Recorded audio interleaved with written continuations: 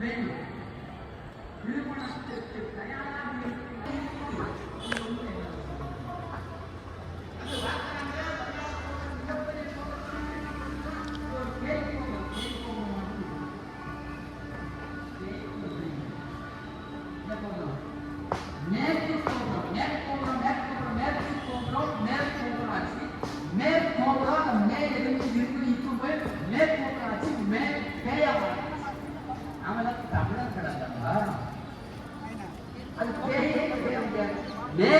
மேற்கு கோபுரத்தை தான் சுருக்கி மேற்கோபுரம் மேற்கோபுரம் கேட்கோபுரமா இருக்குது.